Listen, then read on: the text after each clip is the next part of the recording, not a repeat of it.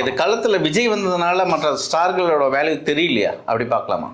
அப்படிலாம் ஒன்றுமே கிடையாது. ஸ்டார் வேல்யூ விஜய்க்கே குறைஞ்சிக்கிட்டு இருக்கிறதா தான் நான் கருதுறேன். மற்ற ஸ்டாருக்கெல்லாம் வேல்யூ கூடுறதுனா நீங்கள் எவ்வளோ முறை வேடிக்கை பார்ப்பீங்க? நடிகர்கள் அழகாக இருக்கிறாங்களா அப்படின்னா அவங்கள வந்து அழகுபடுத்தி காட்டுறாங்க லைட்டிங்கில். அதனால் ஆச்சரியம் என்பது, வியப்பு என்பது தீர்ந்து விடும் எப்போவுமே. அதை கணக்கில் வச்சு தான் விஜய் என்ன செய்கிறாருன்னா தொடர் பிரச்சாரத்திற்கு ஒத்துழைக்க மறுக்கிறார். விஜய் பெரிய தாக்கத்தை ஏற்படுத்துவார், அதை ஏற்படுத்துவார், இதை ஏற்படுத்துவார், அந்த நம்பிக்கை அவருக்கே இல்லை. அவரே நீங்கள் பார்த்தீங்கன்னா முடிக்கும் போது கான்ஃபிடென்ட்டாக இருங்க, வெற்றி நமதே, அது வந்து அவர் சொல்லிக்கிட்டே இருக்கிறார். எடப்பாடி பழனிசாமி ஒரு யமபாதகன் அப்படின்னு சொல்கிறான் பாஜகக்காரன். என்னடான்னு கேட்டால் தோக்குற தொகுதியாக பார்த்து கூட்டணி கொடுத்துருக்காப்புல. எவ்வளோ பெரிய ராஜதந்திரம். அவருக்கு மேடையில் வேண்டுமானால வந்து பெருசாக பேச தெரியாமல் இருக்கலாம், ஆனால் ஒரு கூட இருந்து ஆளை ஒழிச்சு கட்டுறதுல பெரிய மண்ணாதி மண்ணே. அவர் சில சமயம் நான் ஒரு பார்ப்பன பெண்ணு அப்படிலாம் பேசியிருக்காங்க. சில வரலாற்று பிழைகள் உண்டு ஜெயலலிதாட்ட. ஆனால் பாரதிய ஜனதா முன்பு மண்டியிட்ட வரலாறு ஜெயலலிதாக்கு உண்டா? வாஜ்பாய் முன்பு கூணி குறுகி கும்பிட்ட வரலாறு ஜெயலலிதாக்கு உண்டா? மோடிக்கு பின்னாடி நீங்க ஓடிக்கொண்டிருக்கிற வாசனுக்கு வெக்கம் இல்லையா? வாசனுக்கு ஒரு கட்சி ஒரு கேடா? நான் கேட்கிறேன், உனக்கு ஒரு கட்சியா?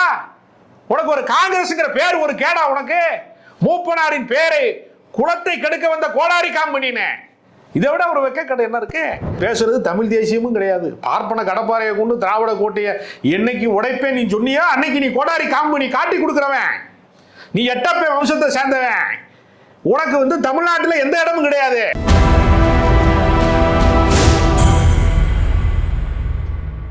நியூஸ்மேட் நேயர்களுக்கு வணக்கம். இன்றைய நேரம் நம்மோடு இணைந்திருக்கிறார் மூத்த ஊடகர் திரு ராஜகோவிந்தன். வணக்கம். வணக்கம். இன்னைக்கு தேர்தலோட இந்த ஒட்டுமொத்த அரசியலும் பார்த்துட்டு இருக்கோம். ஒரு வித்தியாசமாக களத்தில் தோணுது. முக்கியமாக நம்ம இப்போ பேச போகிற விஷயம் வந்து ஸ்டார் கேண்டிடேட்ஸ்.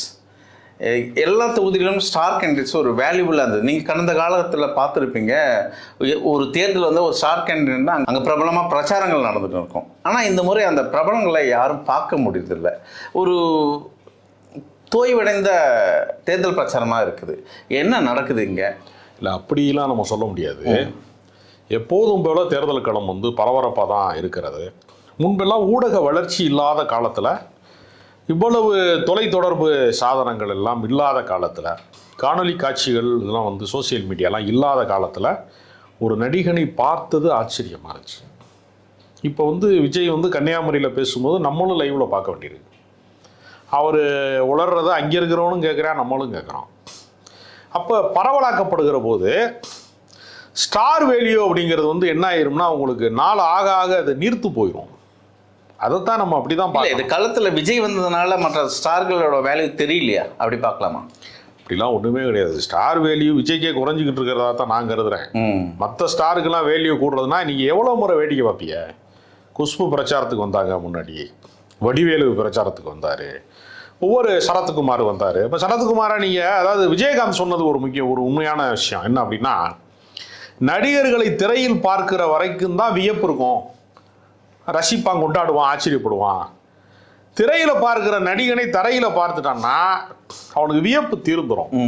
இப்போ நீங்கள் உதாரணத்துக்கு ஒன்று சொல்கிறேன். நான் திரைப்படங்களில் வந்து பணிபுரிகிற காலகட்டத்தில் எடுக்கும்போது இருக்கிற விஷுவல் இருக்கு இல்லையா, அது பார்க்கும்போது இருக்கிற ஃபீலுங்கிறது வேற ஒன்றா இருக்கும். எடுக்கும்போது அது சவுண்டிங் சேராமல் இருக்கும், அதுக்குள்ளே வந்து ஒரு எஃபெக்ட்லாம் இல்லாமல் இருக்கும். நம்ம வந்து சாதாரணமாக ஒரு பொட்டல் தரையில் வந்து கடுமையான வெயிலில் ஷூட்டிங் எடுக்கும்போது நம்மளால் அதை ரசித்து பார்க்க முடியாத தன்மையாலாம் இருக்கும். அதையே நீங்கள் வந்து ஒரு குளிரூட்டப்பட்ட திரையரங்கத்தில் பார்க்குற போது வேறொரு பரிணாமம் கிடைக்கும். நீங்கள் லென்ஸு மாற மாற நடிகனை வந்து நீங்கள் வந்து கற்பா இருக்கிற நடிகனை ஜேப்பா காட்டுவான், ஜேப்பா இருக்கிற நடிகனை கற்பா காட்டுவான். பல வித்தியாசங்கள், வினோதங்கள் இருக்குல்ல. இப்போ இதுக்கு வந்து நீங்கள் லென்ஸுக்கு தான் நன்றி சொல்லணும். நடிகர்கள் அழகாக இருக்கிறாங்களா அப்படின்னா அவங்கள வந்து அழகுபடுத்தி காட்டுறாங்க லைட்டிங்கில். அதனால் ஆச்சரியம் என்பது, வியப்பு என்பது தீர்ந்து விடும் எப்போவுமே. அதை கணக்கில் வச்சு தான் விஜய் என்ன செய்கிறாருன்னா தொடர் பிரச்சாரத்திற்கு ஒத்துழைக்க மறுக்கிறார். ஒரு நாள் பிரச்சாரம் செய்கிறாருன்னா 2 நாள் லீவ் விடுறாரு. ஆனால் கொடுமை என்னென்னா தேர்தலுக்கு இன்னும் 1 வாரம் தான் இருக்குது, நீண்ட நாட்களே கிடையாது. நீங்கள் ரொம்ப மிக குறுகிய நாட்களாக இருக்கிற போது சூறாவளி சுற்றுப்பயணம் செய்து அவரை ஆதரிக்கக்கூடிய வேட்பாளர்கள் அத்தனை பேரையுமே அவர் வந்து கைகோர்த்து அடையாளப்படுத்த வேண்டியவர் இன்னும் வண்டி மேலே ஏறி ஒத்தாளன்ட்டு தான் கத்தி கிடக்காரு. இன்னும் வேட்பாளர் பேரை சொல்ல தெரியல. வேட்பாளருடைய பெயரை VS பாபா பிரபுன்னு சொல்லிட்டு போயிட்டாரு. மாற்றி சொல்லிட்டாருன்னு சொன்னதுல வந்து வேட்பாளர் பெயரை சொல்றதே விட்டுட்டாரு.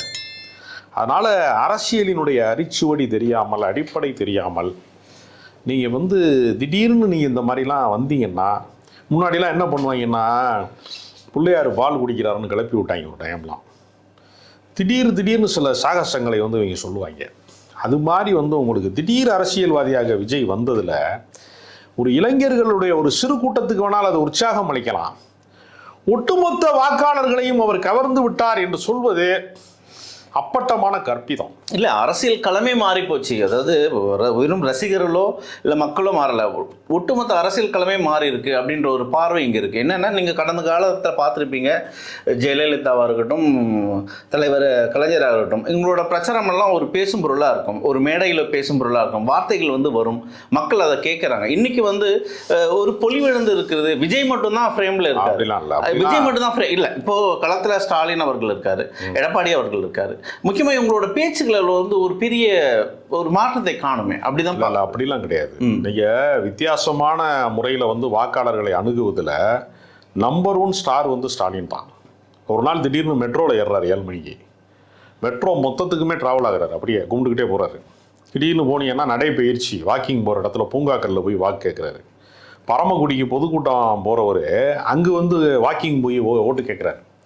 நீங்கள் சகஜமாக மக்களில் ஒருவனாக தன்னை மாற்றிக்கொள்கிற ஒரு இடம் இருக்குல்ல, அது வந்து ஒரு அரசியல் தலைவனை வந்து ரொம்ப நெருக்கமாக உணரச் செய்யும். நீங்கள் மெட்ரோவில் ஒருத்தர் பயணிக்கும் போது திடீர்னு ஸ்டாலின் வந்து பக்கத்து சீட்டில் உட்கார்றாரு, பக்கத்தில் வந்து நிற்கிறாரு அப்படிங்கிறது அவங்களுக்கு எவ்வளோ ஆச்சரியம் ஊட்டும். ஒரு முதலமைச்சரை வந்து பார்ப்பதற்கு எத்தனை ஃபார்மாலிட்டிஸ் இருக்குது, எத்தனை விதமான இதெல்லாம் இருக்குது. அதையெல்லாம் கடந்து எளிய ஒரு முதலமைச்சரை சந்திக்கிற வாய்ப்பு கிடைக்குதுல்ல. அதனால் தன்னை வந்து எல்லாரும் வந்து தனி விமானத்தில் வந்து ஒரு உயரத்தில் நின்று பஸ்ஸோட மேற்கூரையில் நின்றுக்கிட்டு பேசுவதன் மூலமாக மக்களோட அந்நியப்பட்டு தான் போக முடியும். நீங்கள் அவர் திடீர்னு அதனால தான் இறங்கி ஒரு சைக்கிள்லாம் ஓட்டி பார்க்குறாரு. அது கொடுமை என்னென்னா, அது தமிழ் மாநில காங்கிரஸோடைய சின்னம். அதை வாசனே கைவிட்டுட்டு தாமரை சின்னத்தில் போய் நின்றுக்கிட்டு இருக்காரு. மூப்பனார் சின்னத்துக்கு இவர் ஏன் சைக்கிளை ஓட்டுறாருன்னு கொஞ்சம் பேர் கேட்குறான். அப்போ அரசியலை வந்து எப்படி அணுகுவது, எப்படி லாபகமாக கையாள்வது. நீங்கள் விஜய் பேச்செல்லாம் நீங்கள் பாருங்கள், மறுபடி ரிப்பீட் மூடாகவே இருக்குது. புதுசாக ஒன்றும் சங்கதியே இல்லை. அவருக்கு எழுதி கொடுக்குறவன் கூட புதுசாக சிந்திக்க மாட்டானான்னு தெரியல. அவர் பேசுகிற முறையே இருக்கு பாருங்க, அது ஏதோ சர்க்கார் படத்தில் டைலாக் பேசுகிற மாதிரி தான் இருக்கே தவிர மக்களோடு பேசுகிற மொழி. நீங்கள் விஜயகாந்த் பேசும்போது பாருங்களேன், மக்களோடு நெருக்கமாக இருக்கும் அந்த மொழி. ஏய் வாய முடுறா, நீ பேசுறியா, நான் பேசுகிறவாடா அப்படிலாம் கேட்பார். அவர் ஒரு சகஜமான ஒரு தன்மையில் அவர் உரையாடுவார்ல, அந்த தன்மையெல்லாம் விஜய்கிட்ட இல்லை. விஜய் இன்னும் வந்து சினிமா நடிகனாகவே இருக்கிறாரு. அவர் இன்னும் வந்து சாமானியர்களில் ஒருவராக தன்னை மாற்றிக்கொள்ளவே இல்லை அப்படிங்கிறதெல்லாம் வந்து களத்தில் தெரியுது. அதனால் விஜய் பெரிய தாக்கத்தை ஏற்படுத்துவார், அதை ஏற்படுத்துவார், இதை ஏற்படுத்துவார், அந்த நம்பிக்கை அவருக்கே இல்லை. அவரே நீங்கள் பார்த்தீங்கன்னா முடிக்கும் போது கான்ஃபிடென்ட்டாக இருங்க, வெற்றி நமதே, அது வந்து அவர் சொல்லிக்கிட்டே இருக்கிறார். நீங்கள் சுடுகாட்டை கடக்கும் போது என்ன பண்ணுவாங்கன்னா, ரொம்ப பெரிய குரல் எடுத்து பாட்டு பாடுவாங்க. இருட்டாக இருக்கும், அந்த கிராஸ் பண்ணுறதுக்கு அவனுக்கு பயமாக இருக்கும். அப்போ அவன் எம்ஜிஆர் பாட்டு மாதிரி ஒரு பாட்டை பாடிக்கிட்டு போவான். அவன் சங்கீதத்தை வளர்க்குறதுக்காகவோ இசையை ரசிக்கிறதுக்காகவோ அந்த பாட்டை பாடலை. அவன் பயத்தை போக்குறதுக்கு அவனே ஒரு சத்தத்தை எழுப்பி அந்த இடத்த கிராஸ் பண்ணுறான். அது மாதிரி தான் ஜெயிச்சிருவான், கான்ஃபிடென்ட்டாக இருங்க அப்படிலாம் பேசுகிறாரு. இந்த விஜய் உங்களை நம்பி வந்திருக்கான், உச்சத்தை விட்டுட்டு வந்திருக்கான், அப்படி வந்திருக்கான் அவரை பற்றி அவரே பேசுகிறார். அதனால் அது ஒரு அரசியல் தன்மை அடையாமல் வந்து இருக்கிறார். அவருடைய ரசிகர்களுக்கும் அரசியல்படுத்தப்படாமல், தலைவனும் அரசியல்படுத்தப்படாமல், ஏறத்தாழ 106 பேர் வெளிக்கட்சியின் வேட்பாளர்களை வந்து கொண்டு வந்ததன் மூலமாகவும் இன்னும் பல தொகுதிகளுக்கு சென்று சேராமல் இருப்பதனாலையும் விஜய் போட்ட பிளான் எதுவுமே நடைமுறைக்கு வரவே இல்லை, பலிக்கவே இல்லை. விஜய் சுடுறாரு, ஆனால் குறிதவறி சுடுறாரு. அதனால் அவர் சரியான திசையில் பயணிக்கிறாரான்னு கேட்டால் சத்தியமாக இல்லை. இல்லை, நீங்கள் கொஞ்சம் பின்னோக்கி பார்த்தீங்கன்னா, போன முறை இந்த விஜயகாந்த் வடிவேலு அந்த ஒரு காம்பினேஷன் இருந்தது இல்லையா தேர்தல் பிரச்சாரத்தில், ஆனால் பறந்தது. அதுபோல் இங்கே எந்த ஒரு காட்சியும் பார்க்க முடியல. இப்போது சமீப காலமாக ஒரு 2 நாளாக பிடிஆருக்கும் சுந்தர்சிக்கும் ஒரு போர் நடக்குது மதுரையில். இது போல தான் ஒரு சில செய்திகள் பார்க்க முடியுது. இல்லை, முதல்ல ஒரு பிடிஆர் பழனிவேல் தியாகராசன் மாதிரி ஒரு பெரிய கல்வியாளர், பொருளாதார மேதை, வெளிநாட்டில் போய் படித்தவர், அவர் குடும்பத்துக்கு ரொம்ப பெரிய வரலாறு இருக்கிறது. மதுரை காமராசர் பல்கலைக்கழகமே அவங்க குடும்பத்தினுடைய சொத்துலேருந்து தரப்பட்ட தானத்தில் தான் ஒரு யூனிவர்சிட்டியே நடக்குது. சொத்தை எழுதி கொடுத்துருக்காங்க யூனிவர்சிட்டி. அவரோட வரலாற்று பாரம்பரியம் தெரிந்தவர்கள், நீதி கட்சியினுடைய வரலாறு தெரிந்தவர்கள். பி.டி. ராசன் தான் வந்து எல்லாத்துக்கும் முன்னோடி தலைவர். கலைஞரே வந்து கலைஞருக்கு முன்னாடி கால் மேலே கால் போட்டு உட்கார்ந்து இருக்கக்கூடிய கம்பீரம் வந்து பிடிஆர் பழனிவேல் ராசனுக்கு உண்டு. அவரோடு பழகியவர்களுக்கு தெரியும். அப்படிப்பட்ட பாரம்பரியத்தில் இருக்கிற அவர் தொகுதி மக்களை பார்த்து நான் ஒரு பைசா கூட உனக்கு கொடுக்க மாட்டேன், எனக்கு ஓட்டு போடுனா போடு, நீ போடலைன்னா விடு, உனக்கு நான் வேணும்னா ஓட்டு போடு, வேணாம்னா உன்ட்ட நான் காசும் கொடுக்க மாட்டேன், உனக்கு கொடுக்க மாட்டேன் அப்படி சொல்லக்கூடிய தன்மை இருக்குல்ல, அவ்வளோ ஜென்யூனான ஒரு அரசியல்வாதி. சமகாலத்தில் ரொம்ப நேர்மையான ஒரு அரசியல்வாதி. அல்ற சில்லறையான அரசியல் பண்ணாமல் ரொம்ப வந்து ஒரு கண்ணியமான அரசியல்வாதி, மதுரையினுடைய ஒரு மகத்தான அரசியல்வாதி அப்படின்னு மக்கள் நம்புகிறான். அந்த இடத்துல இருக்கிறவர் பார்த்து மதுரைக்கு சம்பந்தமே இல்லாமல் சுந்தர்சியை கொண்டு வந்து நடுவில் விட்டுட்டு அவர் கேள்வி கேட்குறாரு அப்படின்னு சொல்கிறது இருக்குல்ல. சுந்தர்சிக்கு மதுரைக்கு என்ன சம்பந்தம்? ஷூட்டிங் கூட நீ மதுரையில் வச்சது கிடையாது, உனக்கு அந்த ஊருக்கு சம்மந்தமே கிடையாது. நீ வந்து வெளியூர்காரன் வந்தியா, கோனார் மெஸ்ஸில் பரோட்டா சாப்பிட்டியா, நாட்டுக்கோழி சாப்பிட்டியா, கிளம்பி போனியான்னு இருக்கிறது. அந்த ஊருக்கு உனக்கு வந்து எந்த உறவுமே இல்லை. அவர் நிற்கிற கட்சி பார்த்தீங்கன்னா நீங்கள் தோத்து போயிடுவார்னு தெரிஞ்சு ஓரம் கட்டி விட்டுருக்காங்க. எடப்பாடி பழனிசாமி ஒரு யமபாதகன் அப்படின்னு சொல்கிறான் பாஜகக்காரன். என்னடான்னு கேட்டால் தோக்குற தொகுதியாக பார்த்து கூட்டணி கொடுத்துருக்காப்புல. எவ்வளோ பெரிய ராஜதந்திரம். அவருக்கு மேடையில் வேண்டுமானால வந்து பெருசாக பேச தெரியாமல் இருக்கலாம், ஆனால் ஒரு கூட இருந்து ஆளை ஒழிச்சு கட்டுறதுல பெரிய மண்ணாதி மண்ணன். ஒரு சாதாரண ஆள் கிடையாது. தோக்குற தொகுதியாக பார்த்து பாஜக தலையில் கட்டி விட்டு ஏசி சண்முகம் தலையில் கொஞ்சத்தை கட்டி விட்டதில் அவர் இது தேவையில்லாத பீஸாக இருக்கே அப்படின்னு சொல்லிட்டு அதை ஓரங்கட்டுறாங்கிற பேரில் அதை கொண்டு போய் சுந்தர்சிட்ட கொடுத்துருக்காரு. சுந்தர்சிக்கு அவர் ஏதோ ஃபைனான்ஸ் பண்ணுறாரு சினிமாவில்னு சொல்கிறாங்க. அதுக்கு வந்து தண்டனையாக அவர் போய் அந்த தேர்தலில் நிற்கிறார். மதுரை மண்ணின் மக்கள் ஒரு நாள் வந்து பிடிஆர் பழனிவேல் தியாகராசனுக்கு வந்து அந்த ஊரினுடைய எப்படி வந்து மதுரைனா மீனாட்சி அம்மே அப்படின்னு சொல்கிறாங்களே. படித்தவர்கள் யோசிக்கிறாங்க இன்னைக்கு சுந்தர்சியை பார்த்து அப்படின்னு அவங்க மனைவி குஷ்பு. படித்தவர்கள் அறிவுள்ளவர்கள் யாரும் சுந்தர்சிக்கு ஓட்டு போட மாட்டாங்க. மதுரை மண்ணினுடைய பண்பாடு என்ன, பாரம்பரியம் என்ன, வரலாறு என்ன எதுவுமே தெரியாத ஆளு நீ மதுரையை எப்படி சொந்தம் கொண்டாட முடியும்?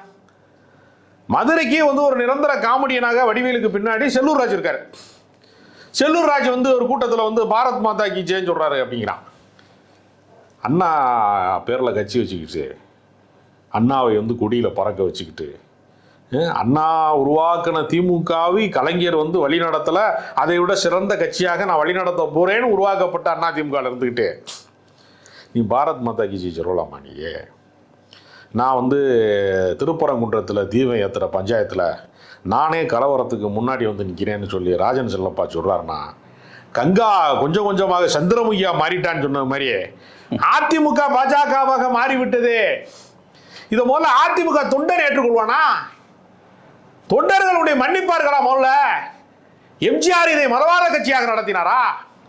ஜெயலலிதா ஒரு மதவாத, அவருக்கு தனிப்பட்ட கடவுள் நம்பிக்கை உண்டு. அவர் சில சமயம் நான் ஒரு பார்ப்பன பெண்ணு அப்படிலாம் பேசியிருக்காங்க. சில வரலாற்று பிழைகள் உண்டு ஜெயலலிதாட்ட. ஆனால் பாரதிய ஜனதா முன்பு மண்டியிட்ட வரலாறு ஜெயலலிதாக்கு உண்டா? வாஜ்பாய் முன்பு கூணி குறுகி கும்பிட்ட வரலாறு ஜெயலலிதாக்கு உண்டா? வாஜ்பாயை குப்புற அடிச்சு போட்ட வரலாறு தான் ஜெயலலிதாக்கு உண்டு. குப்புற அரசாங்கத்தை கவிழ்த்திய வரலாறு உண்டு. ஒரு நாள் வந்து வாஜ்பாயை குனிந்து கும்பிட்ட வரலாறு, பாஜகவிற்கு வந்து இணங்கி போன வரலாறு ஜெயலலிதாவுக்கு இல்லை. அதனாலதான் ஜெயலலிதாவை வந்து எப்படி பார்த்தான் தொண்டன்? சிங்க மாதிரி பார்த்தான். மோடியா லேடியான்னு மோடியை ஓட விட்ட ஜெயலலிதா, சங்கராச்சாரியாரை கைது செய்த ஜெயலலிதா. நீ லோக குரு ஜெகத்குருன்னு சொல்ற, நீ சிறை கைதி, நீ கொலை செய்திருக்கிறாய், நீ குற்றவாளின்னு சொன்ன ஜெயலலிதா. அப்படிப்பட்ட ஜெயலலிதா கட்சியில் இருந்துக்கிட்டு நீ பாரத் மாதாக்கு ஜெயின்னு சொன்னீங்கன்னா ஒன்றும் அதிமுக தொண்டை காரி துப்ப மாட்டானா மூஞ்சியில? வெக்கம் இல்லையா உங்களுக்குலாம்? மானம் இல்லையா? அதிமுக கர வேண்டிய கட்டிக்கிட்டு நீ நடமாடலாமா? நீலாம் ஏன்னா கூட்டணி வச்சா நீ மொத்தமாக சரணடைச்சிருவியா? கூட்டணி என்பது ஒரு தற்காலிகமான ஒப்பந்தம். பாஜகவோடு கடந்த காலங்களிலே அதிமுக கூட்டணி வச்சிருந்தது, திமுக கூட்டணி வச்சிருந்துச்சு. ஆனால் அவர்கள் கரைந்து போனார்களா? இந்த கட்சி கலைந்து போனதா? கட்சியை தாரை வார்த்தார்களா? இல்லையே. தனித்தன்மையோடு தானே கட்சி நடத்தியிருக்கான். ஒரு மாநில கட்சி ஒரு தேசிய கட்சியினுடைய சின்னத்தில் கூட்டணியில் நிற்கிறான். இந்த ஜி.கே. வாசனுக்கெல்லாம் வெக்கமான இருக்கா? நான் கேட்குறேன். மூப்பனாருக்கு நீ உண்மையிலேயே மகனாத்தான் பிறந்திருக்கியா? நீ வாஜ்பாய் அரசாங்கம் கவிழ்க்கப்படக்கூடிய சூழ்நிலையிலே இவர் ஆதரவு தெரிவித்தால், மூப்பனார் தன்னுடைய உறுப்பினர்கள் வழியாக ஆதரவு தெரிவித்தால் அந்த ஆட்சி காப்பாற்றப்படும் என்கிற நிலை வந்த போது காங்கிரஸோடு எனக்கு 1000 முரண்பாடுகள் இருக்கலாம், வாஜ்பாயின் ஆட்சியை காப்பாற்ற வேண்டிய அவசியம் எனக்கு கிடையாது அப்படின்னு சொன்ன மானஸ்தே மூப்பனாரு. நீ மானங்கட்டு போய் தாமரை சின்னத்தில் நிற்கிற, உனக்கு தமிழ் மாநில காங்கிரஸ் ஒரு பேர், காங்கிரஸ் பேரை வச்சுக்கிட்டு தாமரை சின்னத்தில் நிற்கிறிய, உனக்கு எதுக்கு கட்சியை கலைச்சிட்டு போக வேண்டியதானே? நீ என்ன அரசியல் தலைவரா? நீ இன்னொருத்தனுக்கு பெட்டி தூக்கிட்டு பியூன் மாதிரி போறதுக்கு எதுக்கு உனக்கு அரசியல் கட்சி? உனக்கு என்ன தனித்தன்மை இருக்கிறதே? காங்கிரஸ்காரனாக நீ வாழவே இல்லையே. கப்பல் மந்திரியா இருந்த நீ, அதிகாரத்தை என்னுடைய உச்சியில இருந்தீங்க, பதவியில இருந்தீங்க, காங்கிரஸ் கட்சியின் தலைவரா இருந்தீங்க. நீங்க எல்லா சுகபோகத்தையும் அனுபவித்து விட்டு மோடிக்கு பின்னாடி நீங்க ஓடிக்கொண்டிருக்கிற வாசனுக்கு வெக்கம் இல்லையா? வாசனுக்கு ஒரு கட்சி ஒரு கேடா? நான் கேட்கிறேன், உனக்கு ஒரு கட்சியா? உனக்கு ஒரு காங்கிரஸ்ங்கிற பேர் ஒரு கேடா? உனக்கு மூப்பனாரின் பேரை குளத்தை கெடுக்க வந்த கோடாரி காம்பனின்னு இதை விட ஒரு வெக்கக்கடை என்ன இருக்கு? அதிமுக பாஜகவோடு கரைந்து போகிறது. ஜி.கே. வாசன் சின்னத்தையே மாத்திக்கிட்டு இருக்கிறாரு. இந்த விஜய் சைக்கிள் சின்னத்தை வச்சு ஓட்டிக்கிட்டு இருக்காரு. வாசனே கை விட்டுட்டாரு சைக்கிளை. நீ போய் சைக்கிளை ஓட்டிக்கிட்டு இருக்க. தமிழ்நாட்டிலே எங்கு திரும்பினாலும் கோமாளிகள் கூட்டம் மாதிரி இருக்கான். காரைக்குடியில சீமான் ஜெயிக்க வாய்ப்பே இல்லை, டெபாசிட் வாங்க வாய்ப்பே இல்லை. ஒரு வலுவான என்ன ஸ்டார் கேண்டிடேட் நான் கேட்கிறேன். சீமான்லாம் ஸ்டார் கேண்டிடேட்டா? மேடையில பஞ்சு டைலாக் பேசுறவங்களாம் பெரிய தலைவர் அந்த நாட்டில் என்ன தியாகம் செய்திருக்கிறாய்? உனக்கு என்ன வரலாறு இருக்கு? இந்த மண்ணினுடைய மக்களுடைய பிரச்சனைகளோடு உனக்கு என்ன தொடர்பு இருக்கிறது? சும்மா அப்படி வருவாங்களாம், அந்த தனி விமானத்தில் சொங்கின்னு இறங்கி மேற்கூரையில் பஸ்ஸில் ஏறி நின்று ஆண் பஞ்சு டைலாக் 10 டைலாக் பேசுனா உங்களை சிஎம் ஆக்கிடுவாங்களா? உன்னை கவுன்சிலரை கூட ஆக்க மாட்டாங்க தமிழ்நாட்டில். தமிழ்நாட்டு மக்கள் என்ன வாக்காளர் என்ன பைத்தியக்காரனா? முட்டாள்களா? வட மாநிலத்தில் இருக்கிற சங்கிகளை போல முட்டாள் கூட்டமா தமிழ்நாட்டில் இருக்கிறவன்? படித்தவர்கள், அறிவார்ந்த பெருமக்களே, ஒரு நாள் வாக்காளர்கள் என்டிஏ கூட்டணிக்கு, பாஜக கூட்டணிக்கு, வாசனுக்கு, விஜய்க்கு ஒரு நாள் ஓட்டு போட மாட்டான். திமுகவை எதிர்த்து நிற்கக்கூடிய தில்லு தனித்துவம் அதிமுகவுக்கு கடந்த காலத்தில் இருந்தது. அதனால திமுகவை பல முறை தோக்கடிச்சிருக்கேன். அதிமுககாரன் ஒரு முறை இல்லை, 2 முறை இல்லை, 6 முறை தோக்கடிச்சிருக்கான். நீ இனி இந்த ஜென்மா இந்த கழிஞ்சாலும் சரி, குன்னக்குடிக்கு நீ அண்ணாக்காவடி எடுத்தாலும் எடப்பாடி பழனிசாமி உன்னால நீ இனிமே முதல்வர் ஆகவே முடியாது. உனக்கு ஏதாவது மோசடி செஞ்சு, எஸ்ஐஆர்ல மோசடி செஞ்சு, ஓட்டுல மோசடி செஞ்சு என்ன பண்ணாலும் உன்னை காப்பாற்ற முடியாது. அந்த வழக்கு பலவீனப்பட்ட ஒரு ஆளா நீங்க எல்லாம் நிக்கிறீங்க. ஒரு வலுவான எதிரி களத்தில் இல்லையா திமுகவுக்கு? எல்லாருமே திமுகவின் எதிரி தான். விஜய் திமுகவின் எதிரி தான், சீமான் திமுகவின் எதிரி தான். பெரியாரையே அவர் அப்புறப்படுத்த போறாரா? அவருக்கு திராவிடத்தையே வீழ்த்திடுவாராம். உன்னை நீ பாலியல் குற்றவாளி, உனக்கு ஒரு தகுதியும் கிடையாது, பண்பாடும் கிடையாது, நாகரிகம் கிடையாது. நீ பேசுறது தமிழ் தேசியமும் கிடையாது. பார்ப்பன கடப்பாறையை கொண்டு திராவிட கோட்டையை என்னைக்கு உடைப்பேன் நீ சொன்னியா, அன்னைக்கு நீ கோடாரி காம்பு நீ காட்டி கொடுக்குறவன். நீ எட்டப்பே வம்சத்தை சேர்ந்தவன். உனக்கு தமிழ்நாட்டில் எந்த இடமும் கிடையாது. நீ 15 வருஷமா கட்சி ஆரம்பிச்சிருக்க. உன் கட்சியிலேருந்து ஒரு கவுன்சிலர் கிடையாது, வார்டு மெம்பர் கிடையாது, பஞ்சாயத்து பிரசிடென்ட் கிடையாது, எம்எல்ஏ கிடையாது, எம்பி கிடையாது. நீ நடத்துறது கட்சியும் கிடையாது. நீ திரள் நிதி வசூல் பண்ணுறதுக்காக, திருடி திங்கிறதுக்காக, ஈழத்தமிழர் கண்ணீரை காசாக்குவதற்கு நீ ஒருத்தன்டையா காசு வாங்கி தின்னுக்கிட்டு இருக்க. RSS பாராட்டி அங்கே காசு வாங்கி. சீமானவர்களுக்கு வெற்றி வாய்ப்பு இருக்காது. சீமானுக்கு தமிழ்நாட்டுக்குமே சம்மந்தம் கிடையாது. சீமான் ஏதாவது இலங்கை குடியுரிமை பெற்று அங்கே ஏதாவது ஓட்டுக்கு போய் நின்றா தான் உண்டு. தமிழ்நாட்டில் சீமானுக்கு எந்த வேலையும் கிடையாது. விஜயாவது ஒரு தாக்கத்தை உண்டாக்குறாரு, சீமானு ஒன்றுமே கிடையாது. சீமானுக்கு நோக்கமும் கிடையாது, தாக்கமும் கிடையாது. அதனால் பூராமே திமுகவை தான் எதிர்க்கிறாங்க. ஆனால் திமுக எதிர்ப்பு என்பது கடந்த காலங்களிலே எவ்வளவு வலிமையாக இருந்ததோ, ஒரு குடையின் கீழ் நின்றார்களோ ஒரு கூட்டணியில், அது மாதிரியான போக்கு யாருக்கையுமே கிடையாது. வெறும் காமெடி பீஸாக ஏதாவது அண்ணா அறிவாலயத்தில் செங்கலை உருவேன்னு சொன்ன அண்ணாமலையை கட்சியை விட்டு உருவி போட்டாங்க கீழே.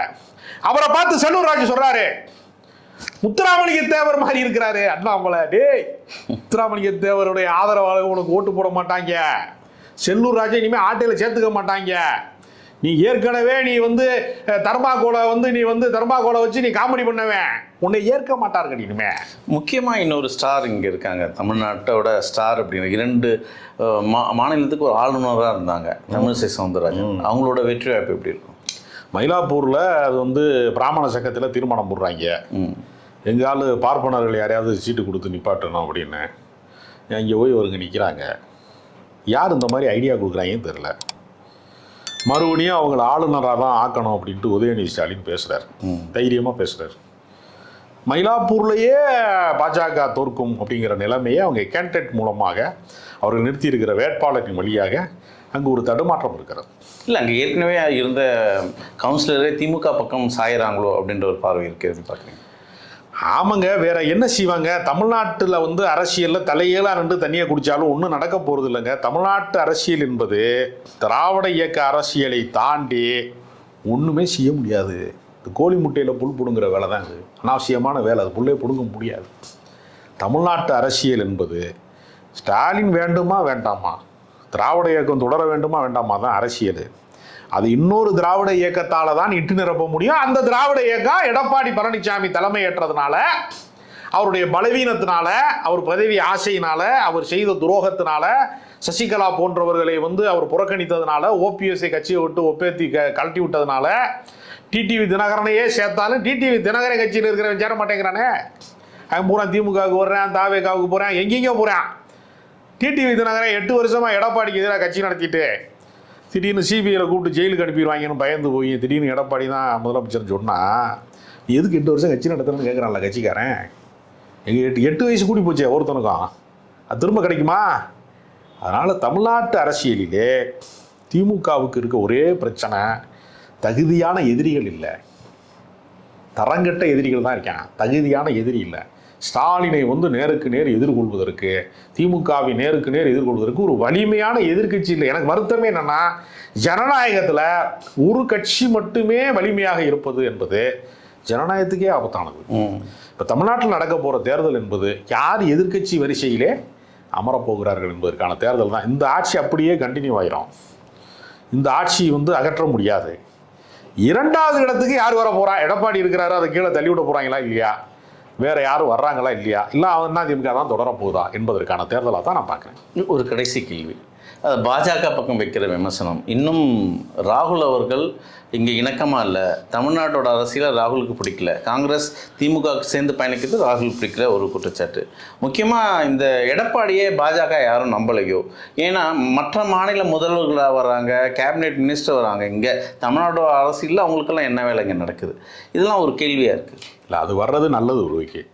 ஏன்னா வட மாநிலத்தில் இருந்து பாஜக தலைவர்கள் தமிழ்நாட்டுக்கு வருகை தர தர திமுக உண்மையிலேயே 200-200 வந்துடுவாங்களோன்னு ஒரு சூழ்நிலை உருவாயிட்டு இருக்கு. வெற்றி வாய்ப்பு கூடும். மோடி அடிக்கடி வந்தால் தமிழ்நாட்டில் ஸ்டாலினுக்கு வேல்யூ கூடும். ராகுல் காந்தியை நம்பி சட்டப்பேரவை தேர்தல் இல்லை. ஒரு இந்திய அளவில் நடக்கிற நாடாளுமன்ற தேர்தலில் ஒரு ஸ்டாரு, முக்கியமான ஸ்டார் அவர் ராகுல் காந்தி. இங்கு அப்படி ஒரு சூழல் இல்லை. ஸ்டாலினுக்காக தான் வாக்களிக்க போகிறாங்க மக்கள். அவருக்கு முரண்பாடு இருப்பதாக சொல்லுவது என்பதெல்லாம் ஒரு கற்பனையான வாதம் தான். அவர் திரும்ப வருவார், பிரச்சாரங்களில் இறுதிக்கட்ட பிரச்சாரங்களில் ஒரு பங்கேற்பார். இந்த சின்ன சின்ன ப்ரோக்ராம் சேஞ்சஸ் இருக்குல்ல. ஒரு முறை ராகுல் காந்தி ஏற்கனவே உங்களுக்கு கடந்த காலம் நினைவு இருந்தால் தெரியும், கலைஞரை சந்திக்காமல் ஒரு முறை கட்சிக்காரர்களை மட்டும் சந்திச்சுட்டு கலைஞர் வாழும் காலத்தில் அவர் போனார். அப்போ கூட சில விமர்சனம் வந்தது, கலைஞரை பார்க்காம ராகுல் காந்தி போகிறாரு. அது அவரோட ஸ்டைல். அது அவர் எப்போ தேவையோ அப்போ பார்ப்பார். அதை இவர்கள் இட்டுக்கட்டி கதை சொல்கிறார்களே தவிர காங்கிரஸ் கட்சியோடலாம் ஒன்றும் திமுகவுக்கு எந்த பிணக்கும் கிடையாது. பிணக்கை உருவாக்க வேண்டும் என்று ஆசைப்படுகிறவர்கள் அப்படி கட்டுக்கதைகளை கட்டவிழ்த்து விடுகிறார்கள். அதனால் திமுக கூட்டணி மீண்டும் வெல்லும். எதிர்க்கட்சி வரிசையிலே வலிமையான இடத்திற்கு சேர்பவர்கள் யார் என்பதைத்தான் மே 4ஆம் தேதி நமக்கு சொல்லுமே தவிர மற்றபடி எந்த குழப்பமும் இல்லை. தேர்தல் பாதை தெளிவாக இருக்கிறது. தொடர்ந்து பேசும், பார்ப்போம் எந்தெந்த ஸ்டார் இந்த தேர்தலில் வெற்றி பெறாங்க. உங்கள் நேரத்துக்கு மிக்க நன்றி.